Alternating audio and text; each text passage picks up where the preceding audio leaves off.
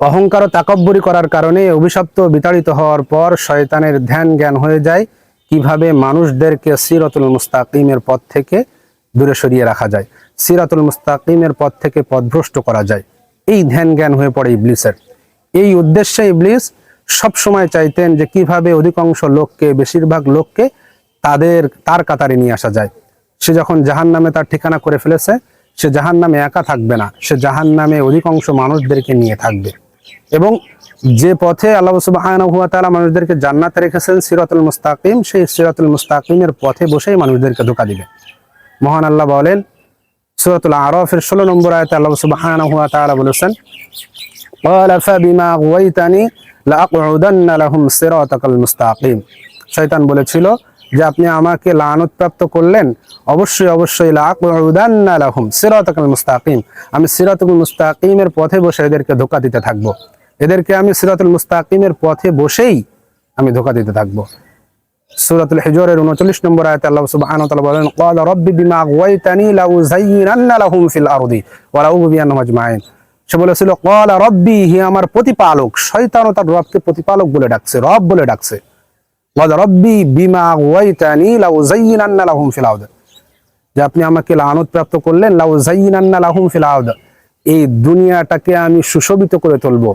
আপনি যাদের জন্য আমাকে অভিশপ্ত করলেন, যে আদম সন্তানের জন্য, যে আদমের জন্য, তার সন্তান সন্ততির জন্য দুনিয়াটাকে আমি চাকচিক্য করে তুলবো। ওয়ালা উগবিয়ান্নাহুম আজমাইন, এবং তাদের অধিকাংশকেই, বেশিরভাগ মানুষদেরকেই আমি জাহান্নামে জমা করব। আমি পথভ্রষ্টতার মধ্যে জমা করব, আমার কাতারে শামিল করে ফেলবো। এই কথা শয়তান আল্লাহ সুবহানাহু ওয়া তাআলাকে রব হিসেবে বলেছিল।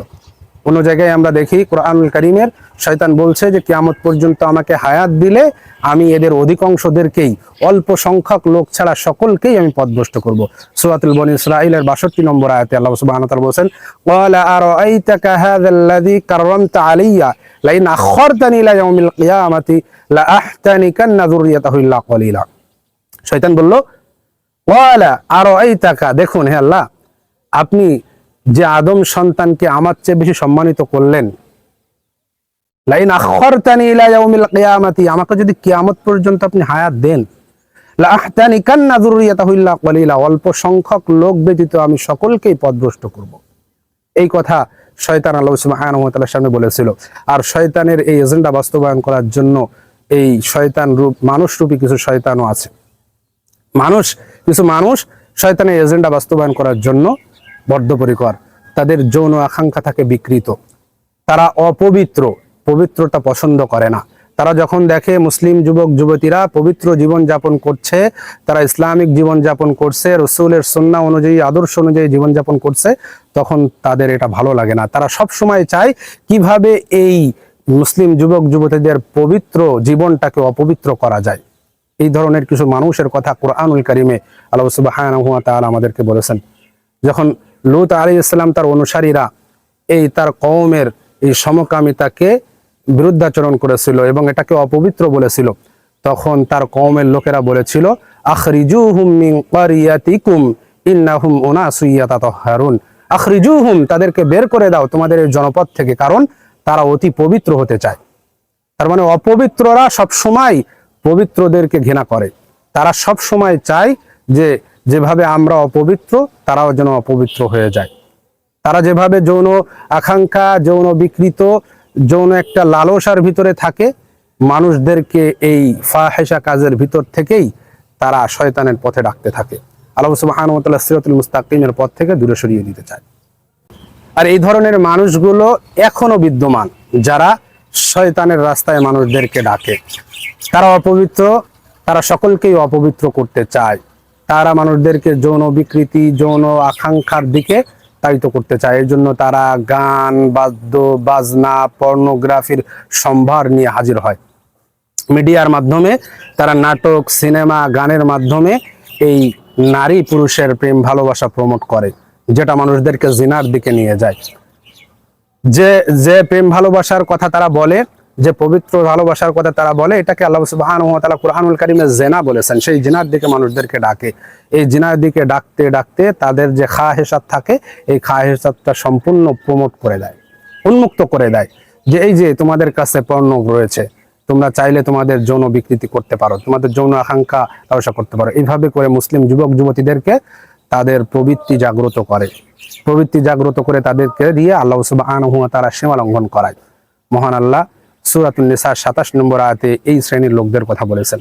আল্লাহ সুবহানাহু ওয়া তাআলা বলেন, ওয়া ইউরিদুনা ইত্তাবিউনা আশ-শাহাওয়াতি আন তামিলু মাইলান আযীমা। ওয়া ইউরিদুনা ইত্তাবিউনা আশ-শাহাওয়াত, যারা নিজেদের শাহওয়াতের অনুসরণ করে, ইচ্ছা আকাঙ্ক্ষা খেয়াল খুশির অনুসরণ যারা করে, তারা চায় আন তামিলু মাইলান আযীমা, যেন তোমরা সত্য পথ হতে প্রবলভাবে বিচ্যুত হও। আল্লাহর পথ থেকে, সিরাতুল মুস্তাকিমের পথ থেকে যেন তোমরা প্রবলভাবে বিচ্যুত হয়ে শয়তানের কাতারে এসে শামিল হও। তোমরা তারা যেভাবে নিজেদের খেয়াল খুশি শাহওয়াতটাকে নিজেদের অনুসরণকারী বানিয়েছে, তোমরাও যেন তোমাদের বিবেক বিবেচনা বুদ্ধি যে নফস তোমাদের খারাপ কাজের দিকে নিয়ে যায়, সেই নফসের তাড়নায় পড়ে তোমরা শয়তানের রাস্তা অনুসরণ করো, আল্লাহর রাস্তা থেকে সরে যাও। এটা তারা প্রবলভাবে চায়, প্রবলভাবে। আন তামিলু মাইলান আযীমা, তারা প্রবলভাবে এটা চায়। ইবলিসের মতো তারাও চায় যেন আমরা সত্য পথ থেকে বিচ্যুত হয়ে যাই। এই সমস্ত মানুষগুলো যারা মিডিয়া নিয়ন্ত্রণ করে, যারা এই গান বাদ্য বাজনা পর্নোগ্রাফির প্রমোট করে মানুষদেরকে অপবিত্র করতে চায়, যুবক যুবতীদেরকে বিকৃত যৌন আকাঙ্ক্ষা, যেটা আল্লাহ সুবহানাহু ওয়া তাআলা দেননি এমন একটা বিষয় যুবকদের উপরে চাপিয়ে দিয়ে তাদেরকে সহজলভ্য করে দেয়। সহজলভ্য করে দিয়ে তারা যুবকদেরকে নষ্ট করতে চায়। তারা নিজেরা নষ্ট, তারা এই মুসলিম যুবক যুবতীদেরকে নষ্ট করতে চায়। কারণ জানেই এই যুবকরা যদি মুসলিম ইসলামিক স্পিরিট ধারণ করে, ইসলামিক মূল্যবোধ ধারণ করে, তাহলে আমরা আমাদের এজেন্ডা বাস্তবায়ন করতে পারবো না। আমাদের এজেন্ডা বাস্তবায়ন করতে হলে এই যুবকদেরকে তাদের খেল তামাশায় মত্ত করে রাখতে হবে, তাদেরকে তাদের শাহওয়াত, তাদের যে ইচ্ছা আকাঙ্ক্ষা অনুযায়ী পরিচালনা করতে হবে, তাদের কাছে গুনার বস্তুগুলো, গুনার সামগ্রীগুলো সহজলভ্য করে দিতে হবে। এরা ইমানদারের অন্তরের প্রশান্তি ও চোখের যে শীতলতা আছে ইমানদারদের, এটা ওরা পছন্দ করে না। এটা দেখলে ওদের গায়ে জ্বালা ধরে যায়।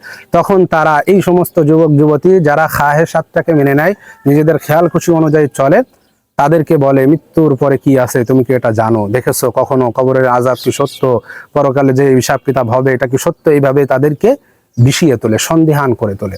এইভাবে সন্দিহান করে করে তারা তাদের কাতারের লোক ভারী করে। তারা জানে যে আমরা তো পথভ্রষ্ট হয়েছি, ওরা তো হকের পথে আছে। আপনি যখন ইসলামিক প্র্যাকটিস করছেন, আপনি যখন আল্লাহ সুবহানাহু ওয়া তাআলা আনুগত্য দাসত্ব করছেন, তখন ওরা খুব রাগান্বিত হচ্ছে তোমার উপরে। কারণ তারা জানে যে তুমি তো হকের পথে আসো আর তারা বাতিলের পথে। তারা চায় যে তোমাকেও যেন বাতিলের কাতারে আনা যায়, তোমাকেও যেন অপবিত্র করা যায়, তোমাকেও যেন নষ্ট করা যায়। এই জন্য তারা সব সময় চেষ্টা প্রচেষ্টা করতে থাকে। মহান আল্লাহ এই সম্পর্কেও তোমাদেরকে সচেতন করে আল্লাহ সুবহানাহু ওয়া তাআলা বলছেন যে ওয়াদ্দু লাউ তাকফুরুনা কামা কাফারু ফাতাকুনুনা সাওয়া। সূরাতুন নিসার 89 নম্বর আয়াতে আল্লাহ সুবহানাহু ওয়া তাআলা এটা বলছেন যে ওয়াদ্দু লাউ তাকফুরুনা কামা কাফারু, যে তারা চায়, তারা আশা করে, তারা আকাঙ্ক্ষা করে যেন তোমরা কুফরি করো যেমন তারা কুফরি করেছে। তারা যেভাবে আল্লাহর অবাধ্য হয়েছে তোমরাও যেন আল্লাহর অবাধ্য হও।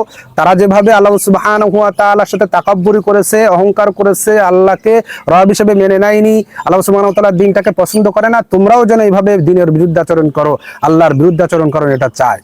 কেন? ফাতাকুনুনা সাওয়া, তাহলে তারা সমান হয়ে যাবে।